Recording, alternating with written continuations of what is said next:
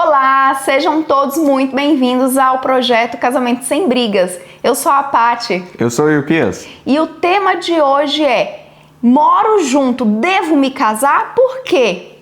Você pode até pensar o seguinte: Ilquias, esse tema não é relevante. Só que aqui nesse canal a gente trata exatamente sobre os conflitos conjugais. E a gente vai te mostrar nos próximos minutos que morar junto muitas vezes é um problema que acaba gerando brigas no seu casamento e você nem percebe que está vindo a partir desse assunto. Por que é importante você saber desse tema para tomar a decisão mais acertada?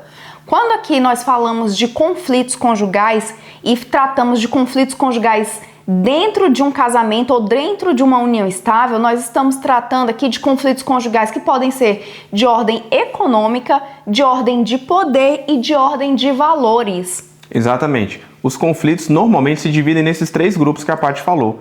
E aí é interessante, por quê? Porque a parte da união estável ou de morar juntos está exatamente dentro da parte de valores. Que são conflitos relacionados à religião, à cultura, né, amor? Que são conflitos que também são relacionados a outras questões sociais que o casal pode estar ali destoando de alguma forma e não sabe por onde começar ou o que fazer para poder melhorar o seu casamento. Sim, comportamentos, hábitos, alguma coisa que ele aprendeu na família dele, né? Esse tipo de coisa. E qual é o problema disso? Porque às vezes nós temos determinados conceitos que são trazidos de dentro do nosso lar ou de dentro da nossa convivência social e nós levamos para dentro de casa e tomamos decisões com base nisso. Então, um exemplo, eu posso tomar uma decisão em relação a morar junto com base naquilo que eu aprendi dentro de casa, com base na experiência que eu tive, se o casamento dos meus pais era bom ou não, dependendo do que eu via na minha rua, onde eu morava, se os meus vizinhos eram felizes ou não. A partir do momento que você vai observando isso ao longo da caminhada, ao longo da sua... Conforme você vai amadurecendo, você começa a utilizar aquilo ali como conhecimento suficiente para você tomar decisões no futuro. E aí chega o momento da gente pensar casamento versus morar junto. Então, quando você pensa exatamente sobre o casamento ou morar junto, se é a mesma coisa, se é diferente, por que não é diferente, por que é igual, quando você pensa nisso, está exatamente dentro daquela possibilidade de criação de conflitos no quesito valores. Perfeito. Entendeu? Então, aí alguém vai falar assim, Ilquias, mas necessariamente morar junto vai gerar conflito? Não necessariamente. Só que quando a gente fala sobre se realmente acontece, se não acontece, a gente tem que pensar o seguinte: por que pode acontecer? Porque quando a gente fala em morar junto, há uma diferença de alinhamento. Há uma divergência de alinhamento entre o que eu compreendo em morar junto e o que você aí, ou o seu cônjuge, pode compreender de morar junto.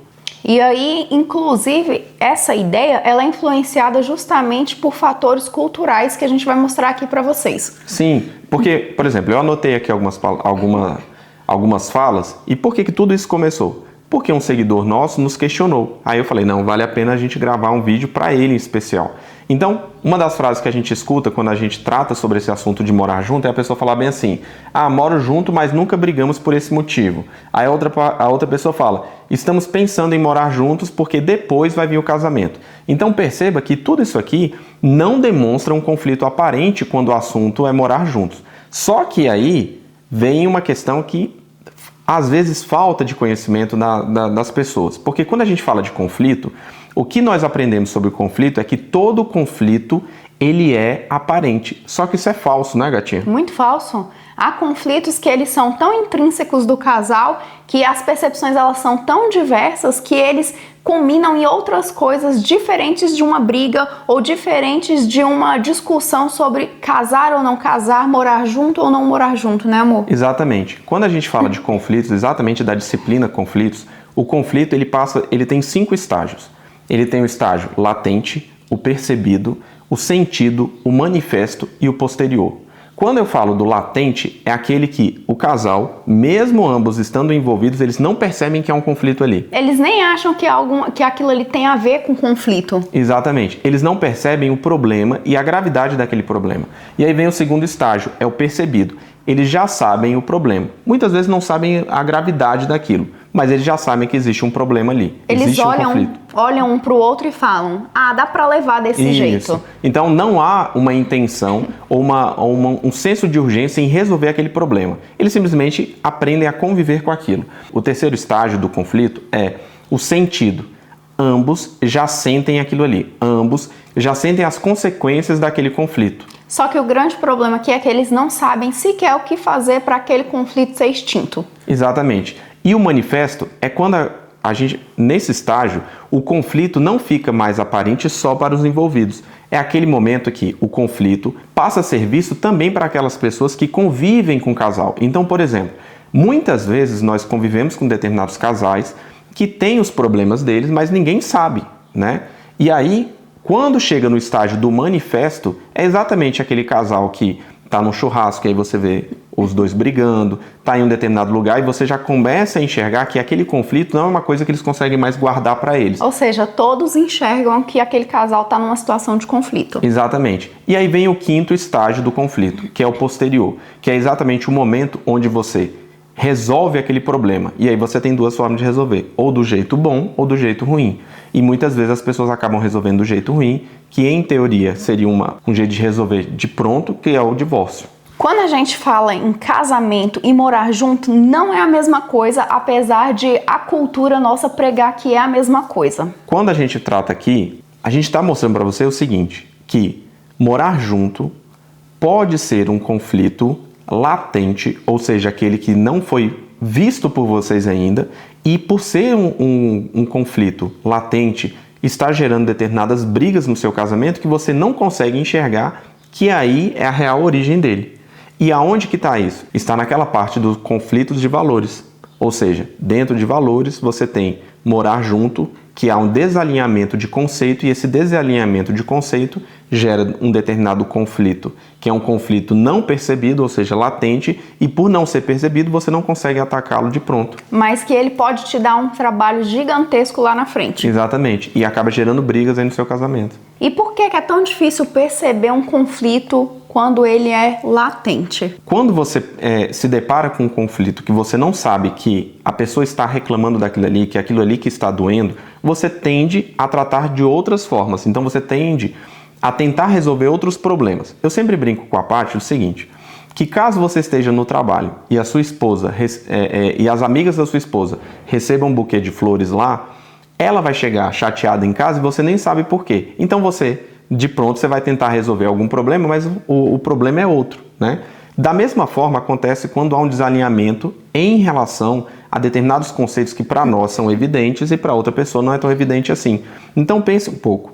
Quando a gente pensa na lógica de morar junto, da onde vem isso? Da onde vem essa necessidade da gente dar um passo a mais? Vem da seguinte lógica. Quando eu passo a me relacionar, o relacionamento ele passa por algumas fases. Primeiro eu conheço, depois eu me aproximo, depois eu gero afeto. Então, esses 3 pontos, eles normalmente se repetem praticamente em todos os relacionamentos. Então, eu conheço a pessoa, seja pela internet, seja no Tinder, seja onde for. Então, eu conheci, depois eu me aproximo, ou seja, eu tenho um contato, eu mando uma mensagem, saio para jantar, converso pelo telefone. E nesse momento, depois disso, gera um afeto. Esse afeto, esse sentimento, esse carinho, essa emoção gerada vai crescendo. Só que aí você se depara com uma encruzilhada, que é o quê? Eita ferro, estou gostando dessa pessoa. Quando você sente isso, vem um sentimento normal que é: e se eu perder essa pessoa? E se ela não sentir a mesma coisa por mim? E nesse momento, você sem perceber, você está numa situação de insegurança. Essa situação de insegurança acaba gerando em todos nós um próximo passo, que é o quê? Nós temos duas possibilidades. Ou desapegar, ou seja, eu tento diminuir aquele afeto inicial, ou seja, eu tento diminuir o afeto para diminuir a sensação de insegurança e seguir adiante. Então, como que eu aumento esse desapego? Eu crio novas possibilidades. Ou eu gero o quê? Eu gero compromisso. E o compromisso pode ser o quê? Pode ser o casamento ou morar junto. E aí, tanto nas novas possibilidades, quanto no compromisso, você tem a possibilidade de morar junto. Só que a grande diferença aqui, né, meu amor, é que quando você assume um compromisso, você tende a extinguir a insegurança. Quando você gera o desapego e morando junto, você não necessariamente extingue essa insegurança. Exatamente. Por quê? Porque o morar junto, ele cabe tanto dentro da lógica do desapego, ou seja, eu estou sentindo algo muito forte pela Paty. Não sei se é isso que eu quero para minha vida. Então o que eu faço? Eu não quero casar. Eu não quero casar, eu não quero perder. Ao mesmo tempo que eu não quero perder a Paty, o que eu faço? Não, então o que eu vou fazer aqui? Eu vou dar um passo além.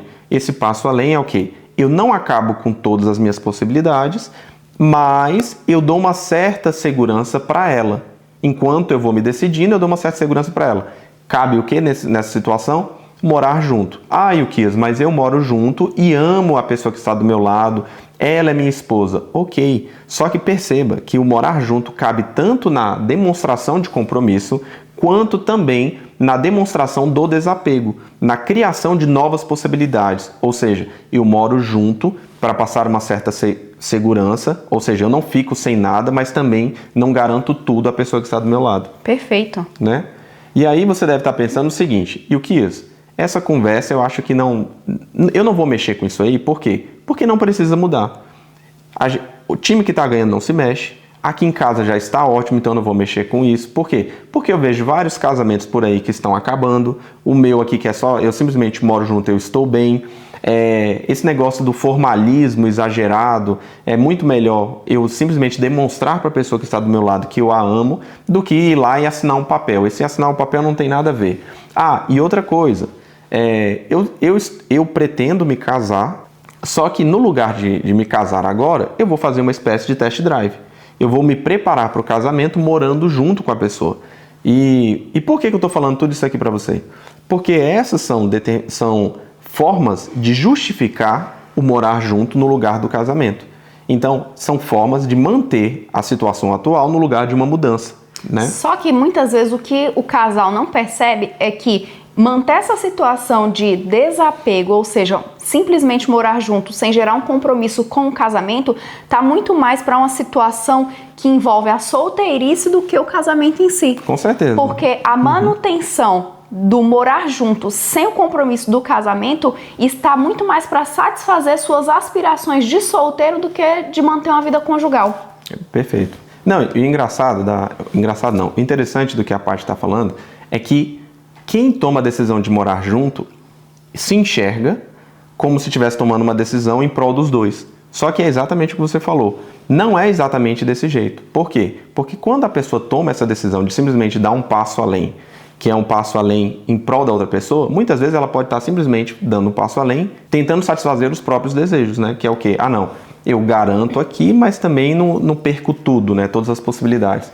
E se a ideia principal é você não ter esse formalismo, mas demonstrar com atitude, então por que você não valoriza e não ama a pessoa que está ao seu lado, se comprometendo realmente com ela através de um compromisso de casamento? Exatamente. Essa pergunta da Paty é interessante porque, se você for para pensar, gatinha, no final das contas, você ter a formalidade não exclui a atitude. Então, vou dar um exemplo aqui em casa. Não é porque eu sou casado com você que eu não preciso agir dessa mesma forma te honrando, né? Claro. Não é porque eu sou casado com você que eu não vou agir de forma romântica, de forma a tentar te conquistar. Então, esse argumento é um argumento que ele se perde um pouco nesse sentido. Sim. Porque, a gente vai vivendo do jeito que tá, porque se um papel entrar aqui em casa, um papel escrito, certidão de casamento, vai mudar todo o relacionamento. Quando a gente fala em voz alta, fica evidente que não faz sentido, né? Não faz sentido. E o pior de tudo não é nem isso, é a gente ainda acreditar e quando coloca a prova, ver que aquilo ali realmente não se comprova e manter a opinião porque tem medo de admitir que mudou de opinião.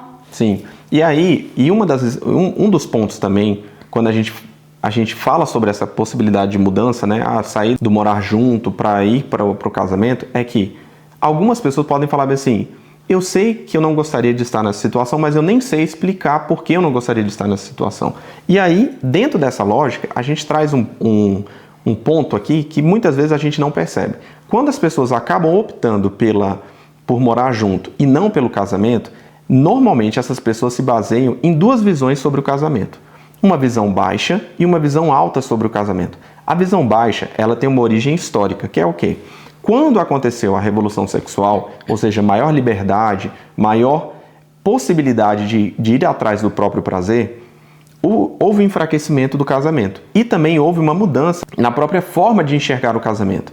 Com a liberdade sexual, com as pessoas podendo fazer sexo independente de serem casadas ou não, com a possibilidade de se divorciarem caso desejassem, isso enfraqueceu um pouco o casamento e mudou a consciência das pessoas que estavam naquela época e a geração que veio seguinte. Então, da década de 60, 70 e 80, muitas pessoas passaram a enxergar o casamento como uma instituição que já teve seu momento, que já passou. Ou seja, uma instituição que ficou no passado e que perdeu seu valor. Então, essas pessoas têm uma visão baixa do casamento, enxergando que morar junto pode ser muito mais efetivo do que você simplesmente ir lá e registrar e fazer uma certidão e casar. E isso, lembrando aqui, que quando a gente fala do casamento, a gente não está nem falando de festa, né? Não. A gente está falando simplesmente da decisão de se comprometer. Por quê? Porque o morar junto, aí também tem mais um ponto. O morar junto, normalmente, principalmente nessa visão baixa, ele não vem como uma decisão, ele vem como um deixa rolar. Então, a partir do momento que eu estou tendo um bom relacionamento com a Paty, eu não quero fechar todas as minhas possibilidades. No lugar de decidir algo, eu falo, não, vamos... a pessoa dorme aqui em casa, a partir do momento que ela dorme aqui em casa, ela vai deixando as coisas, daqui um pouquinho ela está ali. E a gente nem sabe o dia exato que a pessoa mudou, não sabe o dia exato que a gente tomou essa decisão.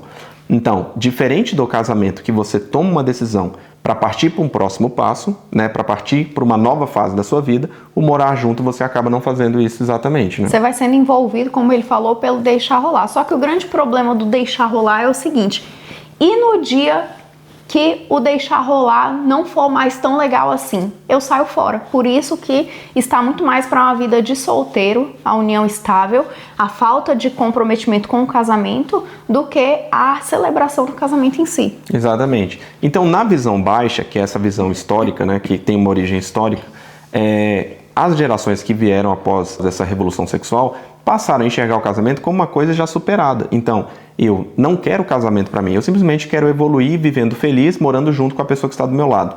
E existe também uma outra visão, que é a visão alta do casamento. O que é a visão alta do casamento? Do mesmo jeito que várias pessoas se divorciaram durante essas décadas, os filhos, ou seja, a herança do divórcio, também passaram a enxergar o casamento como uma outra coisa. Essa geração que passou a enxergar o casamento de uma outra forma, passou a enxergar o casamento daquele jeito bem assim, nossa, eu quero um casamento bom, muito bom, diferente do que os meus pais tinham.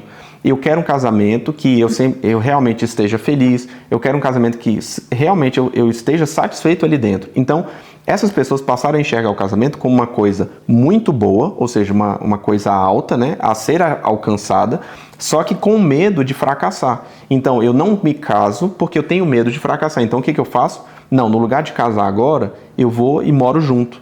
Aí olha com o olhar de casamento ser quase inalcançável, né? Sim. Então eu prefiro testar antes, porque no dia que eu der aquele tiro, vai ser um tiro certeiro no casamento para poder fazer a coisa funcionar sem ser meia boca, né, amor? Exato. E o interessante disso é que se você for para pensar, a partir do momento que você encara o casamento tanto com uma visão alta quanto com uma visão baixa, o morar junto encaixa muito bem nos dois. Por quê? Ah, não, eu vou testar, eu vou ficar aqui com a Paty e vamos ver o que dá para ver se depois a gente casa. Isso na visão alta, né? Ou seja, eu anseio pelo casamento, mas eu vou melhorar as minhas chances, né? Eu vou aumentar as minhas chances em relação a um bom casamento. E na visão baixa, não, eu não quero saber de casamento. Casamento é uma amarra, simplesmente. Então, a partir desse momento, eu quero simplesmente ficar morando junto, eu quero estar com aquela pessoa. Só que entenda, no morar junto, você não tem uma decisão concreta, né? Em regra, você não tem essa decisão. Você simplesmente vai deixando a coisa acontecer. E aí, quando a gente fala do morar junto, você tem, tanto na visão alta quanto na visão baixa, alguns pontos que acabam definindo por que morar junto. As pessoas enxergam morar junto como um facilitador para o casamento, enxergam como uma instituição que tem mais liberdade que o casamento, acabam enxergando que é uma situação mutável, ou seja, ela não precisa ser necessariamente para a vida toda, como se isso fosse uma coisa ruim. E a grande maioria acaba enxergando o morar junto como um antídoto para o divórcio. E aí tem uma pesquisa norte-americana que aponta que entre os entrevistados, 62% dos entrevistados enxerga que morar junto é um antídoto para o casamento. E depois a gente vai falar sobre esse assunto. Mas e por Para quê? o divórcio, desculpa. Antídoto para o divórcio. Um antídoto para o divórcio, exatamente. Obrigado, moço. Só que assim, uma questão que tem que ser levantada é: você acha que morar junto vai te dar mais liberdade. Mas para que você quer mais liberdade?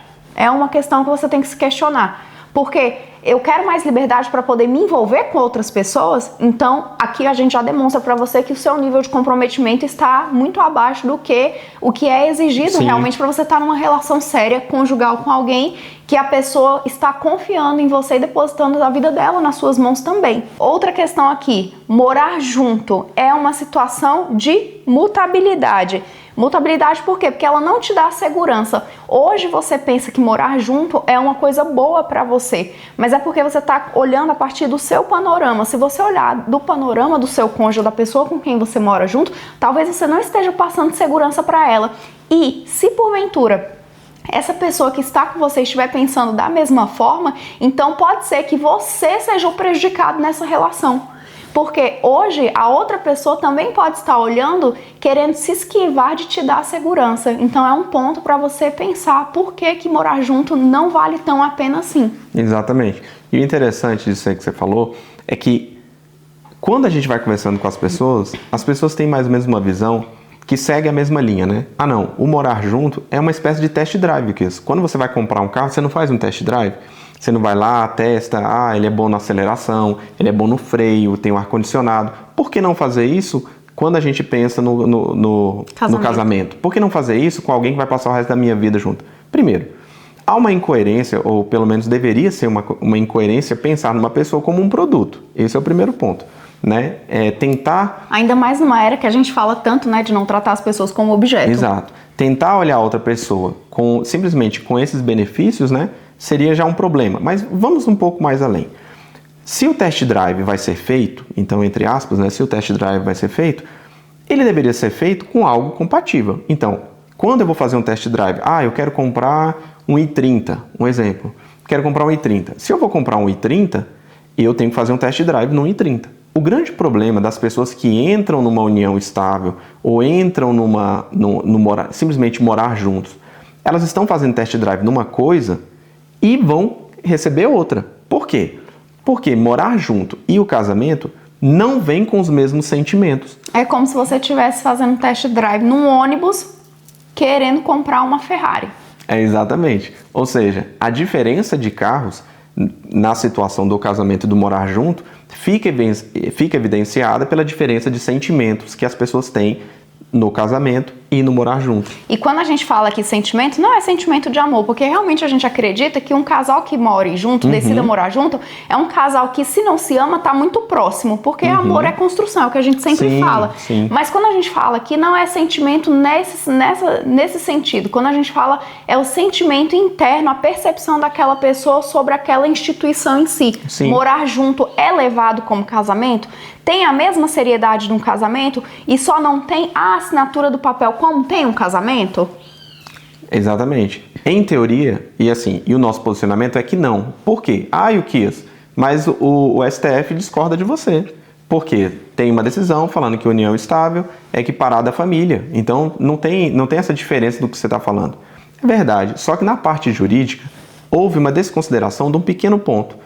Quando a gente pensa em relacionamento, a gente vai um pouco além do que simplesmente o papel põe, né? A gente vai, Yukias, mas você está falando que tem que ser uma coisa formal. Sim, o formalismo ele acrescenta, ele demonstra, ele externa a minha intenção. Então, quando a gente pensa na ideia do casamento, todos nós aqui temos a consciência de que casar acaba sendo mais difícil, né, em tomar atitude do que simplesmente morar junto. E por que isso? Yukias, porque eu vi meus pais e eles tinham uma vida mais difícil. Não necessariamente por causa disso, mas porque em algum momento você é obrigado a decidir. Decidir é sempre um sim para uma coisa e um não para outra. Falar não para alguma coisa, principalmente para nós brasileiros, é algo muito difícil. Quando alguém te chama, vamos sair, você fala, não, vamos marcar. Não, passa lá em casa, beleza, depois a gente... Ou seja, você não consegue, você me fala, não, eu não vou sair com você, não, eu não vou passar lá na sua casa. O não pra gente é doído. Né? Então isso também nos relacionamentos. Então quando a gente pensa no casamento e no morar junto, qual dessas situações que eu não tenho perigo de ouvir não? O morar junto. Por quê? Porque o morar junto não tem esse pedido, não tem o formalismo, não, vamos ver. Não, dorme aqui. Aí a pessoa, sem falar nada, não, eu não moro junto, mas você dorme quantas vezes lá na casa dele? 5 vezes. Ah, não. E quanto tempo vocês estão juntos? Não, a gente já está junto há 20 anos, há 10 anos. Você entendeu? Então, há um problema nessa situação que é, eu, ao não decidir, ao deixar a vida me levar, eu facilito uma coisa que não deveria ser facilitada nesse momento. Concorda, Gatinha? Concordo, é isso mesmo. Então, assim, seguindo essa lógica do que a Paty tinha falado, em relação a o sentimento ser diferente, também gera resultados diferentes. Esses resultados diferentes estão interligados em que pontos? Como morar junto cabe tanto dentro da lógica de um compromisso firmado, ou seja, eu amo, quero essa mulher para mim, eu amo, quero esse homem para mim, quero ficar o resto da minha vida com ele e por isso vamos morar juntos. Cabe nessa lógica? Cabe, é verdade que cabe. Mas também cabe naquela lógica, gosto muito da Paty, mas não sei se é ela que eu quero para a vida toda. Então o que eu faço? Eu chamo a Paty para morar comigo. Amarro aqui um tempo. Amarro aqui um tempo, garanto, enquanto não aparece coisa melhor. E o Kias, é um absurdo você falar aparece coisa melhor. Mas é exatamente esse o pensamento. Se você tem certeza que essa pessoa é a pessoa que você quer para o resto da vida, por que não decidir logo e pôr um ponto final nisso? Ou, no mínimo, se esforçar para isso, exato, né? Exato. E o compromisso, uma coisa que a gente brinca aqui, né, Gatinha? Ninguém precisaria fazer compromisso se o compromisso fosse da seguinte forma. Imagine o seguinte, vamos pensar em um mundo um pouco diferente do nosso. Um mundo onde a cada ano a Paty ficasse mais bonita, mais legal, mais inteligente, tudo melhor. Por que eu teria que firmar um compromisso com ela falando bem assim, não, eu prometo para o resto da minha vida estar com você? Não faz sentido. Por quê? Se a cada dia aquilo que é me oferecido melhora, não tem por que firmar compromisso. O compromisso é firmado exatamente na possibilidade da situação atual não ser mais tão agradável ou tão satisfatória quanto é hoje. Não é isso, Gatinha? É isso. Eu firmo um compromisso, vou vender meu carro para você. Eu firmo um compromisso para que, ainda que eu receba uma proposta melhor, eu não feche o negócio. Então, no relacionamento é a mesma coisa. Eu firmo um compromisso com a Paty, não com a esperança de que não exista outra mulher mais bonita que a Paty. Não é esse o meu ponto. Eu firmo um compromisso com a Paty falando assim, você é a pessoa que eu quero pro resto da minha vida, e ao querer você pro resto da minha vida, eu abro mão de qualquer outra coisa. Eu abro mão de qualquer outra pessoa. Eu abro mão de qualquer outra possibilidade. Então, ao firmar isso, eu estou, sim, em alguma medida, abrindo mão de possibilidades melhores, ou pelo menos aparentemente melhores.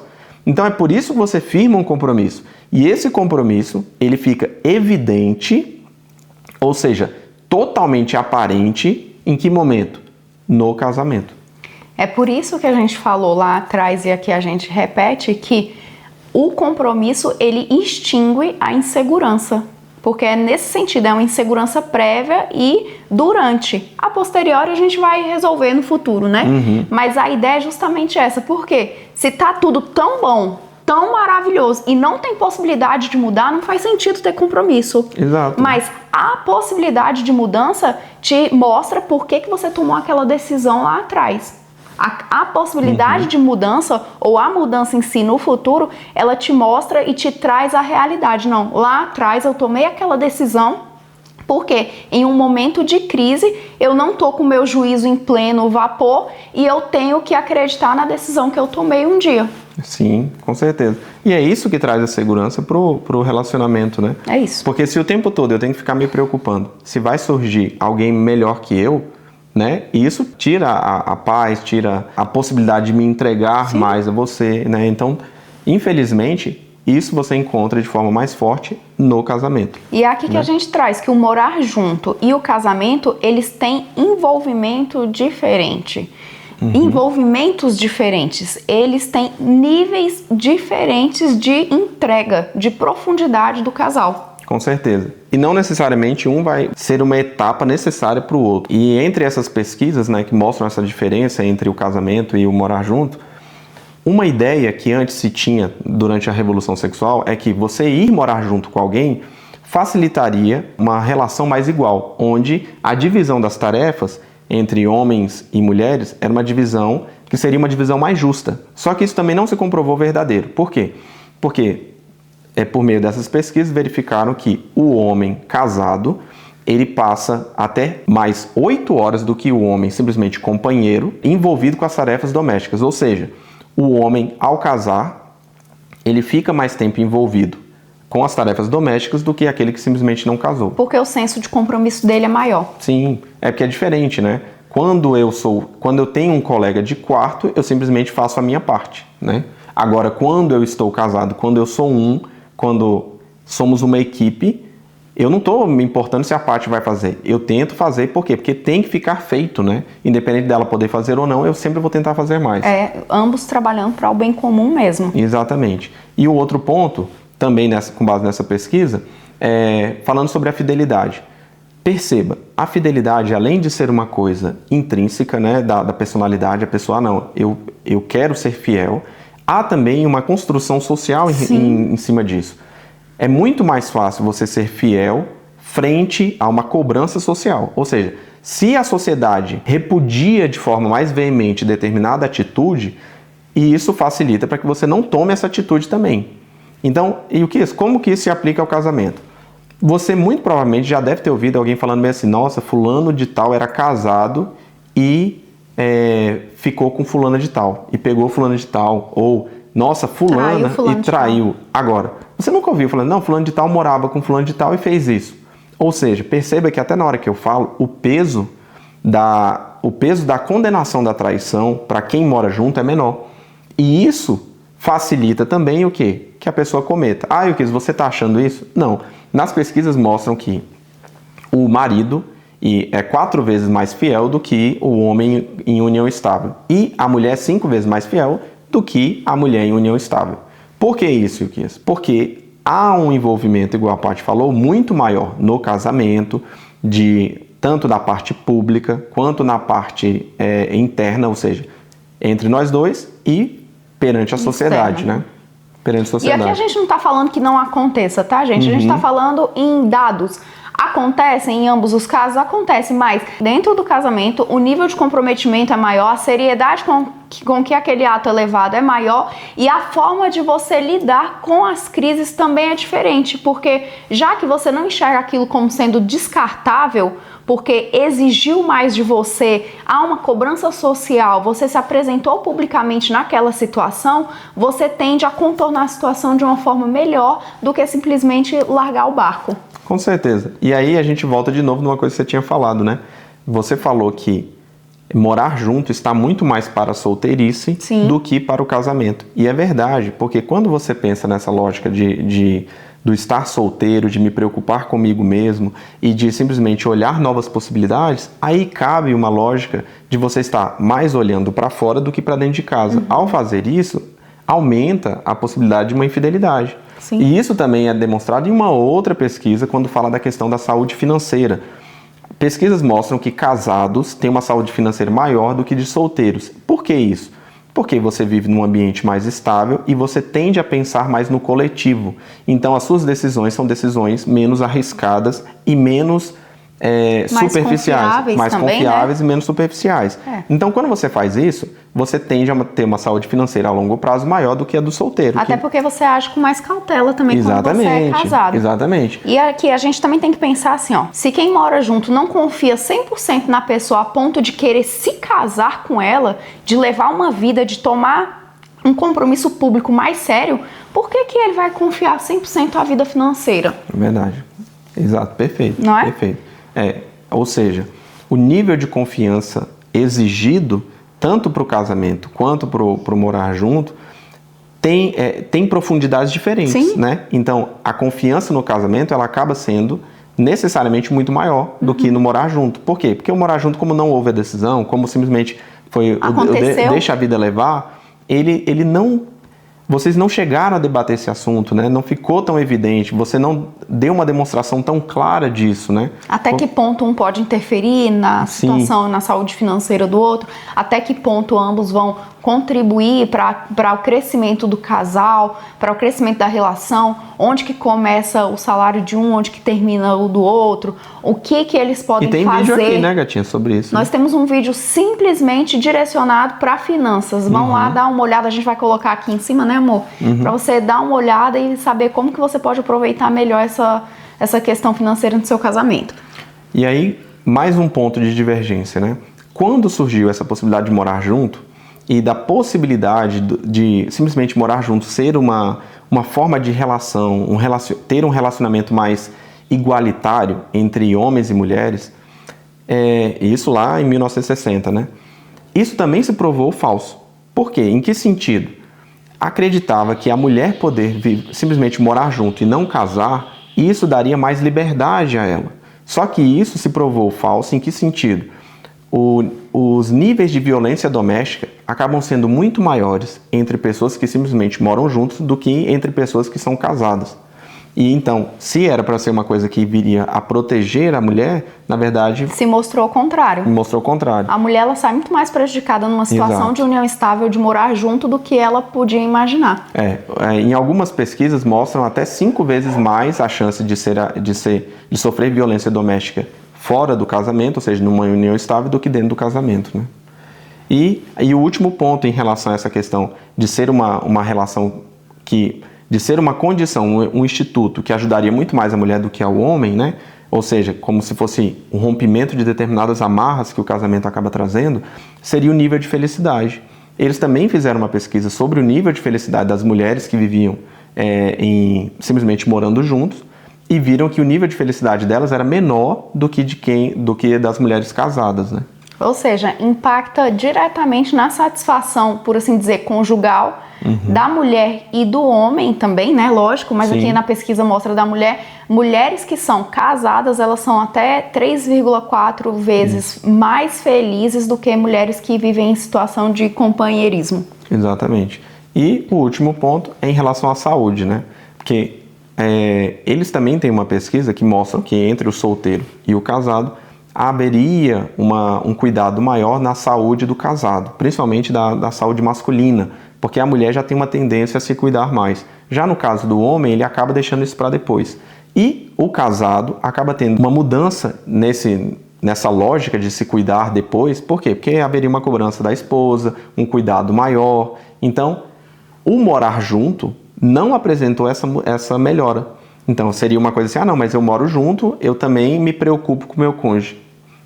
Não é tão verdade. Menos, né? Mais ou menos. Mais então, ou assim, menos. ficou aqui, muito... Pode falar. Desculpa, e aqui a gente está falando também tanto de saúde física quanto de saúde mental e emocional. Sim. Então, a gente tem que lembrar Psicológica, né? que a saúde, ela também é influenciada pela estabilidade. Estabilidade gera saúde, né? Você ficar ali naquela agonia, vamos pensar numa situação financeira. Um casal que está numa situação financeira bem difícil, que vende o almoço para comprar a janta e vice-versa, ele tende a ser um casal que tem um abalo na sua saúde. Por quê? Justamente pela situação de instabilidade. Se você tem estabilidade, que é o que é mais garantido através de um casamento, um compromisso público, né, como nós falamos, se você tem uma situação de estabilidade, isso impacta diretamente na sua saúde, tanto física quanto psicológica. Sim, há um gasto de energia muito maior, né? Você está mais preocupado se aquilo ali vai dar certo, se não vai dar certo. Você não sabe do amanhã. Então você sempre fica mais preocupado. A preocupação gera o estresse acaba diminuindo a sua saúde, acaba diminuindo a sua qualidade de vida, né? E por consequência a sua saúde também vai para o espaço. Sim. Então, no final das contas, a gente conseguiu mostrar aqui que, por terem sentimentos diferentes, né, no casamento e no morar junto, você acaba tendo resultados diferentes. Então, como esses resultados são diferentes, você acaba não tendo aquela aplicação prática do test drive, né, do seu cônjuge ou da pessoa que está do seu lado. Por quê? Porque, no final das contas, você não está fazendo um teste justo frente ao que você vai viver ou que você gostaria de viver. Ou seja, morar junto é uma coisa, casamento é outra. Então, a única forma de você ter um test drive nessa situação seria você casar com essa pessoa para depois casar de novo, que é uma coisa que não faz sentido. E o que é isso? E como é que você comprova que morar junto não diminui a questão do divórcio? Se você falou que 62% das pessoas acreditavam que o divórcio poderia ser evitado, né, por meio do morar junto. Porque pesquisas mostram que entre 50% a 80% das pessoas que coabitam se divorciam. Peraí, só uma perguntinha. Como assim? Elas coabitam e elas se divorciam? É isso mesmo. Elas coabitaram e resolveram se casar. Ou seja, mais uma vez não se comprova. É um índice muito alto de divórcio para quem fez o test drive. Exato. Então, se fez o test drive, gostou, falou, vou levar, não adiantou. O test drive ele se mostrou inadequado, ineficaz. Exato. E aí só reforça a nossa tese de que a pessoa que está coabitando, aí a pessoa que está casada, elas vivenciam relações diferentes. Apesar de parecer, apesar de todo mundo socialmente aceitar da mesma forma, as pessoas envolvidas vivenciam sentimentos e situações diferentes. E uma demonstração clara, a gente viu um filme recentemente, não sei se a Paty vai lembrar. Ninguém vai te dar parabéns se você simplesmente decide morar junto. A forma que ela tem de te dar parabéns quando você vai morar junto é enxergar que o morar junto é casamento. Ela não simplesmente vira e fala, nossa, que legal que você tomou a decisão de morar junto. Não, ela quando te dá parabéns, ela acha que você tomou a decisão de casar.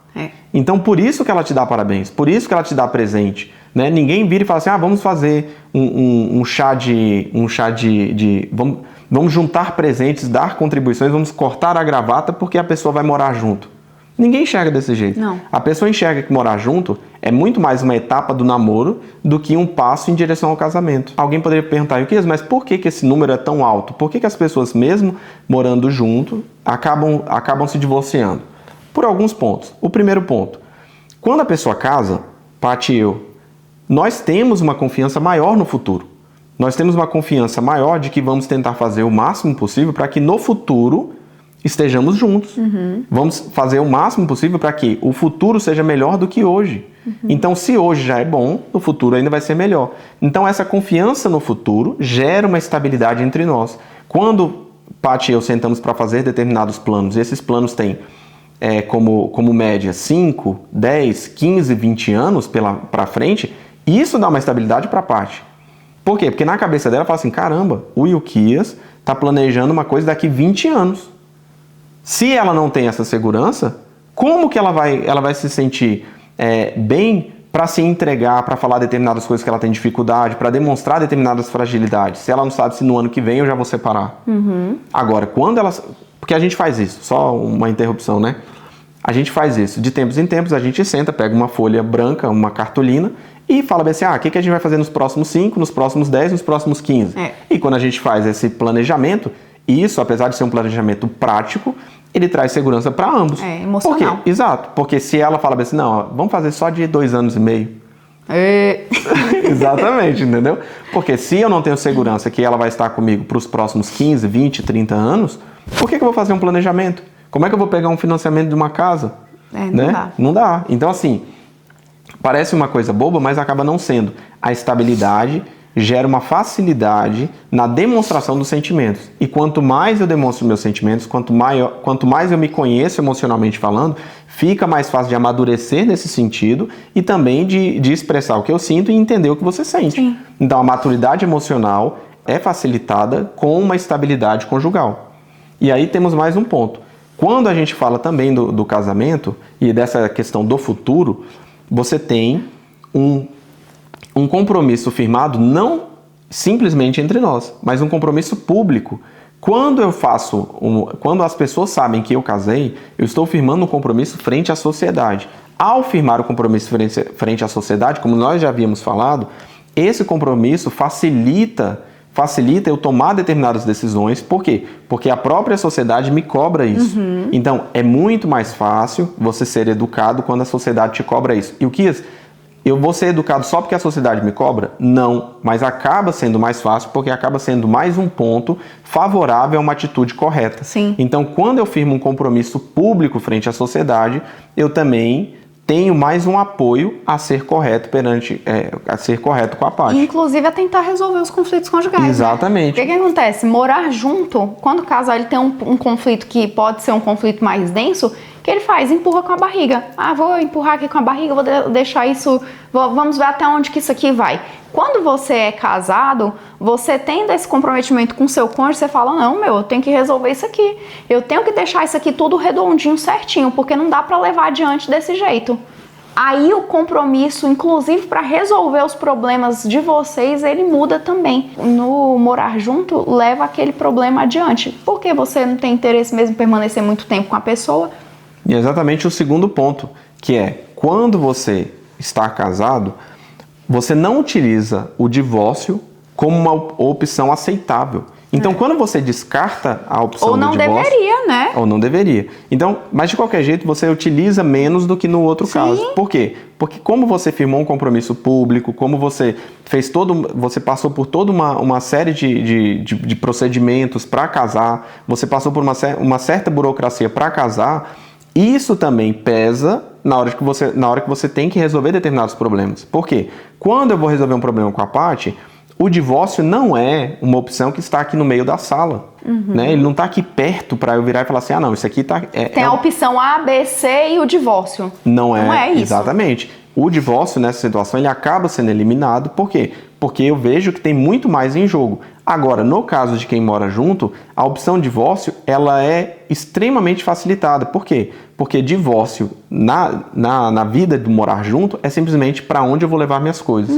Então, quando eu penso para onde eu vou levar minhas coisas, é muito mais fácil do que você pensar, cara, o que eu vou ter que fazer para divorciar? Teve um rompimento Exato. tanto físico, quanto emocional, quanto familiar e quanto jurídico também dentro de um casamento. Quando é dentro do morar junto, não. Do mesmo jeito que foi fácil entrar e morar junto com essa pessoa, é fácil sair. Exatamente. E o terceiro ponto, pegando o link do que você falou, do fácil sair, há uma grande diferença, e por isso que o divórcio acaba acontecendo muito nessa situação, ou seja, de quem já coabitou, de quem morou junto, é que a transição do morar junto para o casamento, muitas vezes, ela não é tão evidente. Não. Por quê? Porque a pessoa achava que já era casada, então muitas vezes ela não faz a proposta, ela não deixa claro que houve uma mudança do compromisso, ou seja, do morar junto para o casamento. Ela continua com aquela mesma visão na cabeça dela, não, se não der certo a gente se separa. Então perceba, a pessoa, mesmo casando, pós morar junto, ela acaba vindo com a ideia de que se não der certo, a gente separa. Esse pensamento é um pensamento típico do morar junto. E então o que acaba acontecendo? Ela acaba casando, mas ela transfere para o casamento coisas que eram certas, ou pelo menos normais, no morar junto. Então ela não leva o casamento com a mesma seriedade que deveria ter. Por quê? Porque ela acha, não, isso aqui é só um requisito. É só protocolo, né? Exato. Então, no exato momento que essa pessoa acaba, coabitei, vou morar junto, ou coabitei e vou casar, só que ela não enxerga que o casamento é uma coisa diferente, ou seja, ela acaba seguindo na visão baixa do casamento, ou seja, ela não enxerga que o casamento é algo grande, né? Ela acaba simplesmente por levar as coisas ruins do morar junto para dentro do casamento. Então, eu casei, mas eu não tenho compromisso diferenciado. Eu casei, mas eu não tenho o divórcio sendo afastado, ele continua sendo uma opção. Muitas vezes, por que essa pessoa que morou junto acaba casando, se separar, então não vou casar? Não, entenda, a partir do momento que você compreende o problema, você pode resolvê-lo mesmo antes dele se tornar algo grande no seu relacionamento. A pessoa que casa pós-coabitação, ela pode casar e ter um relacionamento saudável, um relacionamento muito bom, desde que ela entenda que o casamento é algo diferente da coabitação. É consciência. Exatamente. E é o que a gente está fazendo aqui, é despertando sua consciência para um problema latente que você sequer percebeu ou seu cônjuge sequer percebeu e que tem gerado outros tipos de conflitos aí na sua relação que você não sabe a origem. A origem está aqui. União estável no lugar de casamento. Exatamente. O latente é exatamente aquele conflito que ele é invisível, né, entre aspas, né? É um conflito que você não enxerga muito bem, você não sabe muito bem de onde ele vem, mas ele está ali, né? Então é aquilo, não, é o nada a ver. Não, isso aí não tem nada a ver. Só que muitas vezes aquilo ali, dia após dia, acaba gerando um problema grande. Um tantinho de nada a ver, um tantão de nada a ver, vira um problemão depois. Exatamente. Então, assim, então são esses 3 pontos que acabam diferenciando e acabam gerando um maior divórcio nas pessoas que coabitaram, que é o quê? Eles têm menos confiança no futuro, eles têm uma maior aceitação do divórcio como uma opção e a transição do morar junto para o casamento não é uma transição bem feita, porque eles continuam achando que eles vão morar juntos, só que agora com um papel. Né? E aí é lembrar que divórcio não é só você ir lá parar a pontinha do cabelo, cortar as unhas. Não, divórcio é uma amputação. Não, e é perfeita essa lógica da amputação, porque ninguém quer usar isso como primeira opção. Não. Né? A partir do momento que você enxerga que não é um aparar de pontas do cabelo, que não é um cortar das unhas, né? Você entende que você não pode usar isso como uma primeira cartada. Né? Ah, eu tenho um problema com a Paty, nós não somos compatíveis em determinado ponto. Ah, não, então é divórcio. Separa. Ah, se não der certo, separa. Não pode ser. Por quê? Porque você não é a mesma pessoa depois.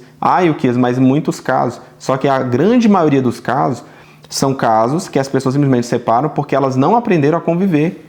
E aí, mas no segundo acaba dando certo. Quando dá certo, muitas vezes acaba dando certo porque a pessoa não toma mais as mesmas decisões. Ou seja, ela não usa mais o divórcio como primeira cartada. Não é verdade, Gadinho? E pesquisas demonstram, a gente já falou isso em outros conteúdos, que a pessoa que se divorciou uma vez e se casa novamente, ela tem um percentual muito elevado de se divorciar novamente. Então, assim, a chance é muito maior. Os erros, eles muitas vezes permanecem. A forma que você lida com eles é que pode ser diferente e acaba acontecendo. Exato. E o que fazer então? Pronto, Yukis, eu entendi o lado de vocês estão falando que casar é melhor, mas eu não vou sair daqui desse vídeo, vou terminar de fechar meu celular e vou casar. Como fazer? Como resolver, gatinha? Vamos lá, a gente separou aqui em alguns passos para poder facilitar a sua vida. Primeira coisa, criar um ambiente seguro para você abordar esse assunto com seu cônjuge. A depender do tempo que você tá nessa situação, e vocês já se acostumaram. Isso já virou cômodo, mesmo incomodando, por incrível que pareça. A situação de estar junto já tem um ar de casamento sem ser casamento, né, amor? Exato. Então, primeira coisa, criar um ambiente seguro para vocês poderem tranquilamente conversarem sobre o assunto sem que isso gere um furdunço aí na sua casa. Exatamente. Segundo ponto, esteja disposto a ouvir. Às vezes nós já temos determinadas opiniões e essas opiniões estão estabelecidas justamente por causa do tempo. Só que a gente tem que estar pronto para ouvir o outro lado, porque muitas vezes o outro lado discorda daquilo ali. E ouvir não é simplesmente ouvir de forma protocolar, ouvir simplesmente fingir que ouviu, né? Ou ouvir e rebater. Não isso, não, mas tal coisa. Não isso, não. Não é um ataque. Exato. É ouvir, esperar um pouco, raciocinar sobre aquilo, 1, 2 dias, entendeu? E levando essa conversa de forma tranquila, para que a outra pessoa também se sinta confortável para poder falar o que ela realmente pensa sobre esse assunto. Outra coisa aqui é conversar. Depois que vocês ouviu a opinião de um, ouviu a opinião de outro, ainda que seja algo que você não concorde, escute e esteja aberto para conversar sobre aquele ponto que é divergente. Exatamente. Conversar é estar disposto realmente a ouvir a outra parte, falar de forma tranquila, ou seja, simplesmente discordar da opinião do outro não é conversar. Você tem que ter condição de apresentar de forma clara o que você entende daquele assunto. Por que eu vou permanecer, por que devemos permanecer na coabitação e não nos casarmos? A questão financeira, conversem sobre isso, apesar de não ser um bom argumento, porque é bem barato. Os argumentos que o Ilquias e a Paty apresentaram aqui não são suficientes. Conversem, apresentem outros argumentos. Peguem esse vídeo e utilizem como início da conversa de vocês para que vocês possam conseguir evoluir. Não, Ilquias, eu não tenho de forma clara por que eu quero, por que eu não quero. Pegue o que a gente falou aqui, transcreva. Pegue os principais pontos, aquilo que realmente foi relevante para você e apresente para o seu cônjuge. E o ponto mais importante de todos esses aqui esteja disposto a agir. Porque não adianta nada a Paty querer, ou no caso eu quero e a Paty não quer, e ela não está disposta a, caso no final de todo esse processo da apresentação de conversas, né, de rodadas de conversas, de apresentação de argumentos, se ela não estiver disposta a agir. Eu tenho que sempre lembrar que o casamento, e aí é uma demonstração clara da diferença entre o casamento e o morar junto, que o casamento, boa parte dele é ceder e buscar que ela esteja melhor do que eu. Ilquias, mas você está falando uma coisa que é absurda. Por quê? Porque ela tem que estar melhor que você? Porque a partir do momento que eu busco que ela esteja melhor que eu, e ela compreende essa mesma lógica, ela também vai fazer o mesmo. E aí, ambos querendo que o outro esteja melhor, ambos estarão trabalhando em prol do casamento. Quando a gente fala que está disposto a agir, é o quê? conversaram, chegaram num acordo, viram quais são os pontos importantes para vocês, o que é relevante, o que faz sentido, o que não faz, tanto com argumentos lógicos quanto com argumentos emocionais. Lógicos porque baseados em pesquisas que nós apresentamos aqui para vocês, baseado em dados que nós apresentamos, ou argumentos emocionais, isso é importante para mim, isso vai me fazer feliz. Tanto com um argumento lógico quanto com um argumento emocional, estar disposto a agir significa estipular prazo para aquilo ali acontecer. Porque senão vira mais um plano que vai ser abandonado.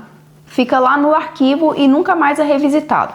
Então significa o quê? O que nós vamos fazer? Nós vamos nos casar? Nós vamos manter a união estável, morando juntos? 2, como que nós vamos fazer isso? Nós vamos fazer uma cerimônia religiosa? Nós vamos fazer uma cerimônia somente no civil? Ou só vamos nós dois ao cartório fazer a assinatura dos papéis? 3, quando que nós vamos fazer? Decidimos nos casar. Que dia que nós vamos nos casar? Semana que vem, mês que vem, dia tal. Essa data é importante, essa data é simbólica pra gente. É uma data que tem uma relevância no nosso relacionamento. Estipulem prazo, estipulem data, estipulem situações específicas para vocês colocarem aquele plano de vocês em ação. E por último aqui, lembrem sempre, o relacionamento de vocês é um relacionamento único. Só que isso não impede que vocês aprendam com aquilo que dá certo nos outros relacionamentos. Não é porque seu relacionamento é o único do universo que você não pode aprender conosco, com outras pessoas, com livros, com determinadas pesquisas. Então, quando a gente traz toda essa informação aqui, é exatamente cumprindo aquilo que nós prometemos no início do vídeo. É que, com base nesse vídeo, você tem agora condições de entender por que o casamento é diferente da coabitação, entender por que um não é igual ao outro e por que isso pode gerar, e gera muitas vezes, brigas dentro do seu casamento. Por quê? Porque faltando um alinhamento conceitual entre você e o seu cônjuge, isso, ou seja, ele espera um casamento, estando simplesmente coabitando, e você espera algo que não é um casamento, isso já gera um desalinhamento.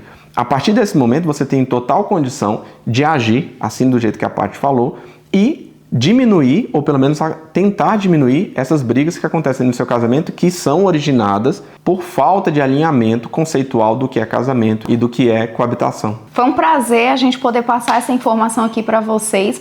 A gente realmente espera que vocês tomem a melhor decisão. Um grande abraço, até mais. Fala, meu povo, tudo tranquilo? Peraí, não, deixa eu olhar pra câmera que eu tô aqui. Você já tá falando. Vai. É. Vai. Às vezes nós já temos determinados... Tem que ir lá fazer o Não, o microfone vai dar conta. Tá.